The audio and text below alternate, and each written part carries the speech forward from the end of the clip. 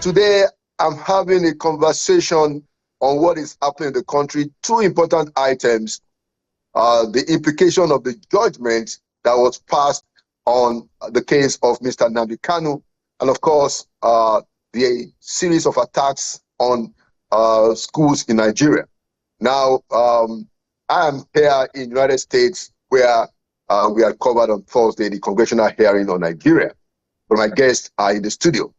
So for this important conversation, I'd like to welcome back to Inside Sources, Mr. Ibrahim Wali, an Abuja-based lawyer.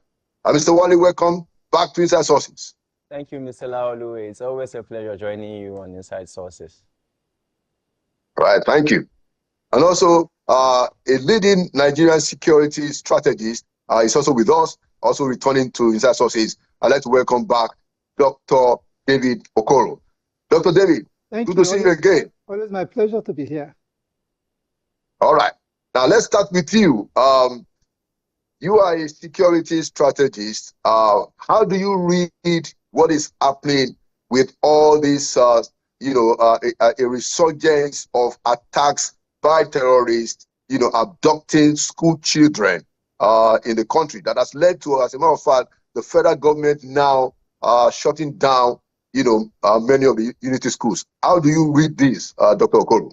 I think that so many things have happened, and they will continue to happen. But my concern is the reaction. I mean, to all the recent incidents and security issues that we have had, the reactions of government have been knee-jerked, and I think largely they have been questionable. Because I say to you, Steve, for the terrorists, every terrorist or group have their objective to create a sense of fear and insecurity. That's what they want to do. So they catch somebody and they slaughter that person and take photographs and show to the entire world to put fear in people's heart. That's the objective of the terrorists. And for the bandits, yes, they also want to create fear so that anytime they ask for money, people will run around to provide money for them.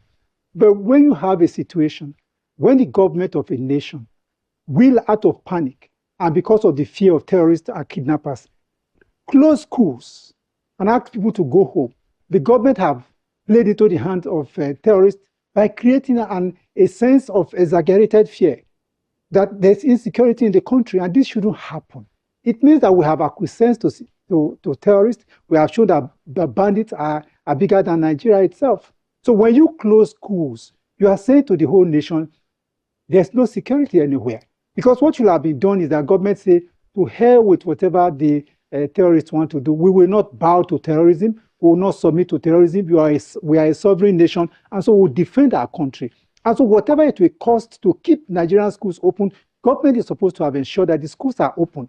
That is to build confidence in Nigerians, build confidence in foreigners that Nigeria is a safe country. But what we have done now is to create an exaggerated sense of that there is insecurity in Nigeria. Now, currently, as I speak to you, schools around the country are closing, universities are closing, secondary schools are closing, people are closing schools all over the country. What this is saying to you is that whether the Minister of Information comes to tell you Nigeria is safe or the military is telling you Nigeria is safe, the optics, what we hear is that Nigeria is not safe, and it is not right for us. So what we are saying is that we have lost the initiative to protect our country. We are submitted to violent criminals, that they are the one that rules over our nation. And by the way, when there's election or there's going to be election, we used to have what they call a show of force. We need to have a show of force now. We need to have our Air Force patrolling our schools. We need to deploy drones, military drones, all manner of drones to fly around our schools and secure those schools, not shut the schools. I think it's a terrible decision, and our government must reverse those decisions. Okay, so I'm going to stay with you, Dr. Okoro, because those are very important points that you have stressed, as to the implication of what the government is doing. Now, you don't see it as trying to be to conserve what it is, but you see it as a knee-jerk reaction that has emboldened the merchants of terror. Now, my follow-up question is, do you think that reflects the lack of capacity, in the area of security. I mean, was that action taken because, the government itself feels that we don't have enough of what is needed to do what you said, to show force? Is it that we are not capable of doing that? Is that the meaning of this, Dr. David? It is making strategic decisions when a nation is in crisis. So now what is supposed to be done in this kind of situation is to redeploy its material management, to redeploy your resources to where your national security is concerned. It's not this kind of decision that have been made. So what you are looking at is to say, to all the time, tell the citizens, we are a government, we have the capacity to protect you and make it visible. So what it therefore means is that whatever it will take, look, there are a lot of military, police, DSS people that are in Abuja. They are protecting individuals, for goodness sake. If you are a comedian, you have some money, you will have police guards. You have police and police guards around you. Politicians have police guards. Now, those are the people that are supposed to be protecting the public space. The Nigerian police alone have over 120,000 policemen protecting individuals. And we have nothing to protect this public space. We are at war. What is supposed to be done now is that we mobilize all our resources to protect the vulnerable population. I say to you, like the schools, how many schools do we have? If it means saying to the chief of army staff, every school must be safe in the north, tell the president, give that instruction, deploy your men and ensure, you chief, Inspector General of Police, ensure, and if anything goes wrong, you will be held responsible. This is a time for the president, for goodness sake, to show leadership. To show leadership that our country is in crisis, our country is it's at war, that we must deploy resources now, mobilize everything that is available. Do you know what it means across the world to hear that schools in Nigeria are shutting down gradually? Today, like I said, several schools have shut down. Groups of schools are shutting down. In the north, state governors are shutting down schools. They are shutting down public schools, private schools are shutting down. What he's saying to you is that this government have failed. I don't need to use the word the government have failed, but that action shows that government have failed because this shouldn't happen. It shouldn't happen at all. Now, the excuse is that, okay, let us protect and ensure it's good to err in the side of caution or whatever. Let us caution so that it doesn't happen. Then why do we have a government? Why do we have the military? Why do we have the police? Is it only to go around Abuja blowing siren that we have the police for? This is what we need to have. This is why we have a country and we have an armed forces. We have a police force. This is the reason why we have it. Not that some few ragtag boys are taking the whole country for granted and we are all running helter-skelter, closing our schools. For me, it bothers me and I think it's a national shame. Yeah, it's certainly something for great worry. But let's go to Mr. Wali. And Mr. Wali, you are a lawyer, and we're going to talk also about Mr. Kanu's case. But I want to ask you regarding this issue of security. Now, a few days ago, the delegation of the federal government led by Mr. Nuhu Ribadu also had the Attorney General, the Inspector General of Police, the Chief of Defense Staff. They've been in the U.S. and they've held a series of meetings with U.S. government officials, both in the legislative arm of government and the executive arm of government. As a matter of fact, on Friday, they met with the Secretary of the Department of War. They have also been meeting with members of the Congress.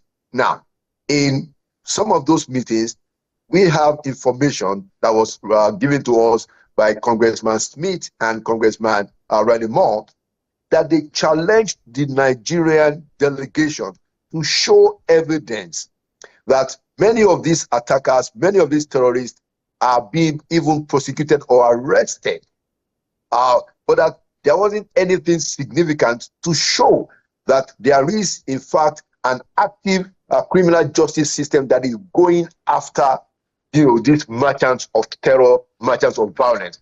Mr. Wale, you are a lawyer. What is your assessment in terms of why has it been so difficult to prosecute these people, to put them, in the pipeline of our legal judicial system? Thank you for this question, Mr. Laolu. I am not surprised by the reports coming out of the United States of America regarding the lack of information, the lack of coordination, and the lack of data on the part of the Nigerian government. I think if you look at if you watch the interview of the foreign minister, our foreign minister, Mr. Toga, with Piers Morgan, he was put to the knife as to what are the numbers of the people actually killed in Nigeria. You said you disagree with the numbers presented by international bodies. So what are the real numbers? And he could not provide any numbers. So it is very evident that there is what is called, or what I call, a no policy by the government at this minute. That is, you cannot point to any central coherent policy of the government that is aimed at tackling this particular situation, this insecurity situation that has lingered for more than a decade now. Well, we know that with regards to your question specifically, it is very simple.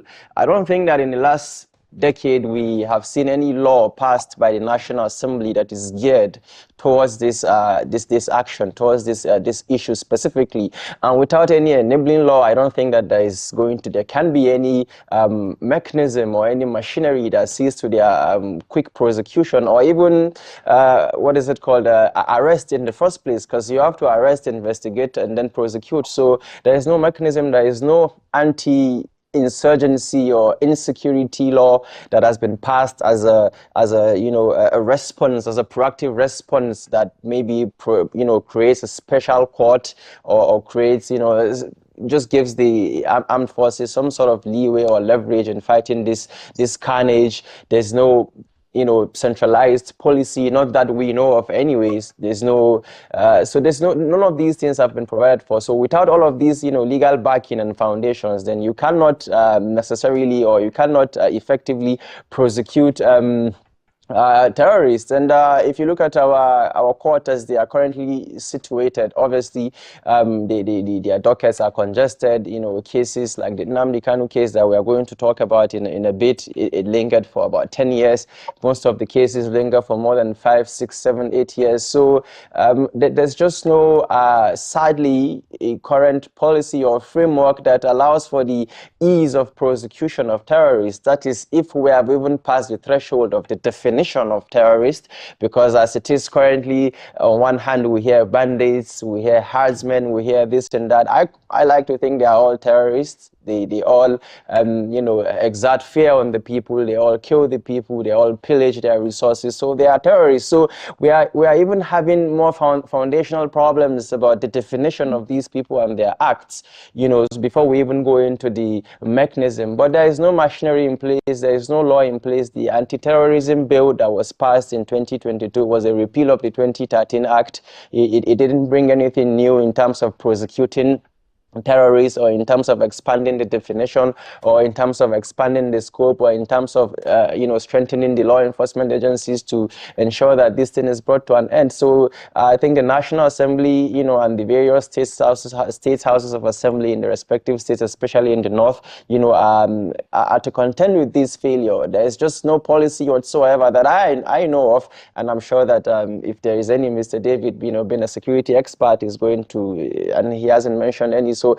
it doesn't seem as if there is any coherent plan or legislation, that is geared towards solving these issues. And I believe that is where the foundational problem is at the minute. We remember when the president issued a state of emergency order in Rivers State for a political reason that we felt like was even unconstitutional. But how long is it supposed to take before we say state of emergency in most of the states of the north? In my state, for example, in Niger State, where students were kidnapped, more than 200 students were kidnapped just 48 hours ago in St. Mary's School. There is no state of emergency whatsoever. There is no policy. In fact, you don't get that there is a sense of, urgency or responsibility from the government. There is no proactive measure. The State House of Assembly have not met to discuss the issue, at least not in, we are not informed about it if there's any, but I believe that there is not. So there's really no policy. There's really nothing. The government is not doing anything whatsoever. So I'm not surprised that is the case in the United States of America. The government doesn't seem to have any data or any coherent plan. And that is why Toga was struggling with with Piers Morgan. He had no data. He had no coherent plan. What are you actually doing? What are you going to do? There's really nothing on ground. So I'm sure that that position was what influenced or informed the statement of the Congress member you mentioned earlier. Okay, yeah. So, Wally, I'll stay with you before we shift gears. So, but you are not saying that there are no codified laws in Nigeria for prosecutors to use. That's not what you are saying, because I imagine that there will be certain laws that are currently in our books that can be used to prosecute, many of these terrorists. You're not saying that we have no law completely. That's not what I'm saying. Their offenses would obviously, can obviously be found scattered in different criminal codes, penal codes, and the different federal criminal acts. But I'm talking about a specific legislation that fast tracks, a specific legislation that seeks to solve this menace itself, a legislation that bridges the gap of, the timing of court procedures or, the investigation itself, a specific codified legislation that tackles the problem of terrorism in Nigeria. Not just a broad legislation that prosecutors may or may not use, but something that really makes their job a lot easier, a lot streamlined, a lot straightforward and codified, something that even the judges, the courts are going to rely upon. That there is none. All we have is the Terrorism Act of repealed in 2022, and that's just a broad terrorism act that used to exist even before now. There is nothing in terms of the current problem Nigeria is facing, say in terms of a proactive or even a reactive legislation, or even a subsidiary legislation, maybe a court practice direction that deals with these issues. At least not one that I know of. That's what I'm saying. Right. Okay, I mean, point well made, and that's a very, very insightful comment. Now let's shift gears, because of our time, to the judgment that was delivered a few days ago on the Mazi Nnamdi Kanu situation, where Justice James Omotosho, found him guilty and, of a series of charges and sentenced him to life imprisonment. Let's start with Mr. David Okoro. What do you think? What's your take on what has happened? We all saw the drama, and eventually the judge had to come down to say, look, I'm just going to have to give this ruling. What is your reading of the situation, Dr. Okoro? Well, I'm not a lawyer, but I'm an ordinary citizen. I mean, but I watch and I followed what has happened. I think that I like to allow the lawyers and the pundits to look at what has happened, but I am more concerned about the fallout, the security implication of the fallout of that particular judgment. Because listening to what people are saying, there's a lot of drum of war and all that and all that. I just want to appeal to my people from the southeast, another part of Nigeria, to say, what has happened is that the judiciary have run their own system. They've allowed, like Buhari government said, it is with the judiciary. Let them finish what they are doing, and then the matter can now be before the president, who can use his discretion and use his political sagacity to now address the issue. Up to recently, we saw people that got prerogative of mercy, that were discharged from certain offenses. But I think that now judiciary have done theirs. The politicians should not be allowed to take steps to douse the tension and do what is needful. Because really, Kanu case was largely political.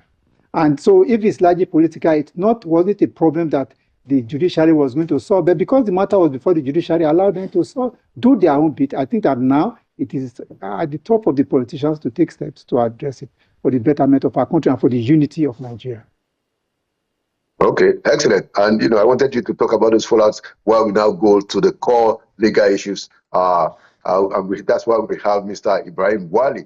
So, Mr. Ibrahim Wali, in your comments, I want you to address the view that, the Nnamdi Kanu situation is more political than anything. That's a view. In addressing your comments about what had happened, I want you to also take that into consideration.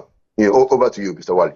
All right, that's fine. But for starters, I would just love to contextualize the hierarchy of actions as put forth by my good doctor. The Court of First Instance, the Federal High Court, has decided its case. It has decided the case, but the defendant also has the window to go to the Court of Appeal, and if it disagrees with the position of the Court of Appeal, to go to the Supreme Court. He has 90 days within which to appeal. So the judiciary has not completely run its course. There are still 2 more appellate stages that the defendant can employ. But it's very important that we mention what the charges are to begin with, because most, I don't think Nigerians, especially most of, non-lawyers are familiar with what the charges are precisely. There are 7 counts. Some of the counts have to do with, core terrorism, like the first count has to do with terrorism, has to do with his broadcast, where he said that people will die. So that was brought under Section 1 of the Terrorism Act itself. Then there is the sit-at-home order, which is the second count that led to economic activities breaking down in the southeast. That in itself was a count. And then there is the self-proclamation of being a member and leader of the indigenous people of Biafra. That is also a count on its own. And there's also the broadcast where he allegedly, he has been convicted now, so I guess we can say that he per the court record, he called for the death of Nigerian personnel and even officials and their family members. And then there is also the count where he allegedly, or rather he informed members of IPOB to make bombs, that is explosives. And then there is the count where, that is the count 7, where, he transported, or he brought in radio transmitters, illegal radio transmitters using, household materials. So these are the counts that upon which his case was presented. In a criminal charge, you have to prove your case beyond reasonable doubt. It doesn't matter if the defense rests their case on that of the prosecution or not. The duty of the prosecution is to prove the case beyond reasonable doubt. Even if there is an admission from the defendant, it does not matter.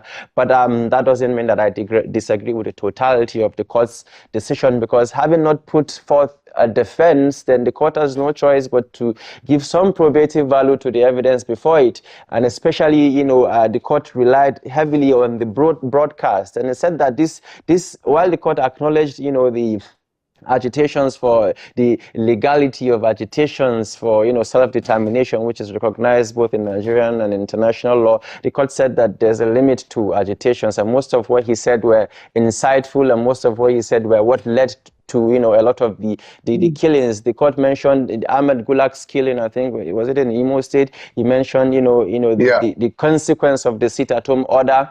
One other thing that I disagreed with the court was mentioning the EndSARS protest, and I think some of the destructions around the EndSARS protest. I personally don't see how, I don't think that his comments, had any direct causal link to what happened during EndSARS.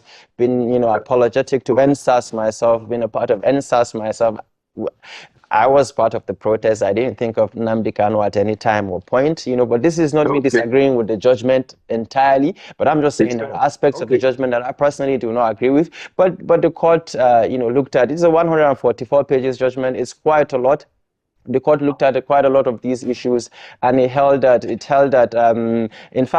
he is an international terrorist, because I think that there was also a part of the tapes where he spoke about the British High Commission, although that was not part of the charge before the court, which I also have an issue with, and that is why I had to mention the fact that you can go on appeal.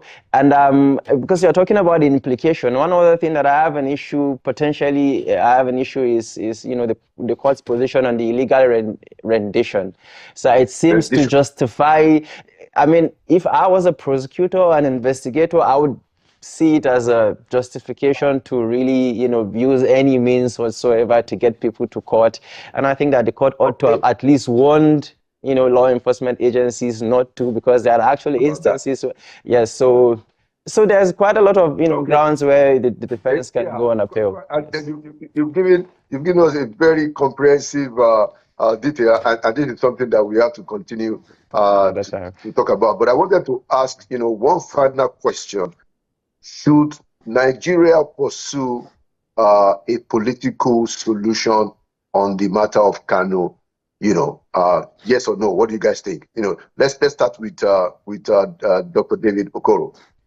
Believe me, I think that is the way to go, because it does seem that government has spent disproportionate resources and time prosecuting one man.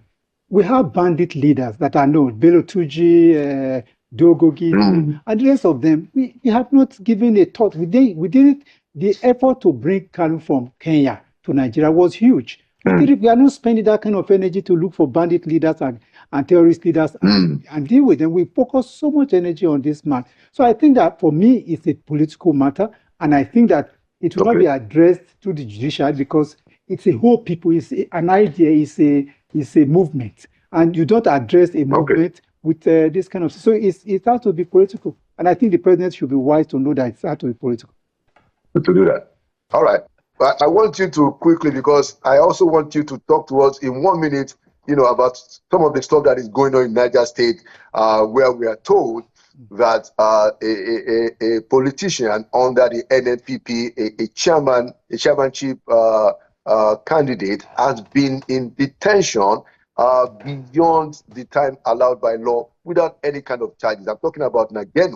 I wanted you to also, talk to us in a minute about that. But first, do you think that we should end this matter of Kanu in a political way, considering the fact, just like Dr. Okoro said, that we have not even had any of these bandits and terrorists brought to court the way we managed to bring Kanu to court? It is very difficult. It is difficult to argue against a political solution. So I would say yes. And some of my reasons are, in this same country, we had the terrorist rehabilitation program. In this same country, in Katsina, they are having so-called peace talks with terrorists who come with guns. And in fact, one of them, in the recent video we saw, they killed a deputy commissioner of police, and he was literally wearing his uniform to the so-called peace talks. Right, so in a country where you have these, then I don't see any reason why we should not explore a political conclusion, especially because of the cause, at least the idea behind the fight. I think we must protect people's right to advocate for self-determination. That is an international right. That is a right that every group in Nigeria ought to actually have, and we need to preserve it. So based on this, I feel like a political solution is imperative.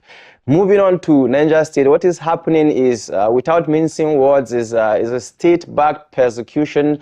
And instead of the government and the governor specifically to focus on what is happening, especially in Zone C in Niger State, we've had constant terrorist attacks in Mariga, in Kwantagora, in Ibeto. St. Mary's is just a recent occurrence, but Zone C of Niger State is overridden currently by insecurity, by terrorists. But you really rarely hear about it. Well, what they're doing instead is persecuting dissent. We have Abubakar Issa Makwa, who is 28 or 29 days today in prison simply because he called the governor's attention to the Makwa floods, and he called his attention to the plight of students. Now they've gone on to close all the schools anyway, just to show us that they really do not care about the education of students. It's very important to say that the government mentioned that they had information, they had intel that they were coming into Agwara or into St. Mary's, or rather into Zone C to take children. But instead of sending boots on ground, instead of sending security to cordon off the area, they said that they sent a circular that nobody has seen for the schools to close off.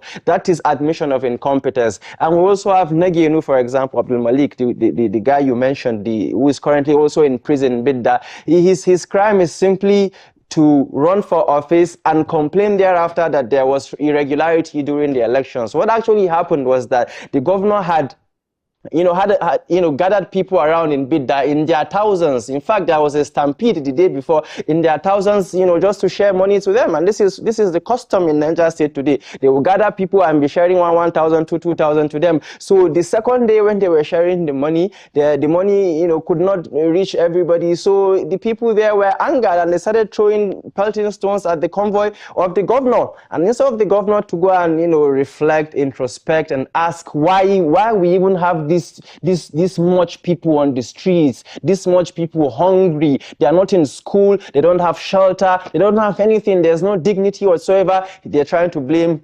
Negenu, Abdulmalik Negenu, simply because he came out. He said that, you know, his name and his party's name were omitted in the ballot, and he had at least the people showed him love and support, and he was complaining. And now they said that he was the mastermind behind the attack on the governor's convoy. But even the governor's special advisor and the governor's team, before they backtracked and said, oh, he was Abdulmalik Negenu, they came out and said it was due to the fact that there was too many people in House 7, a hotel in Bidda where the governor was staying at the time, when they were sharing money. And when the money went enough and people were angered, they started throwing stones at the governor. It was the governor himself who invited the people there. He was the one who told them to come and take money there. A very unfortunate and misguided way of governing a people.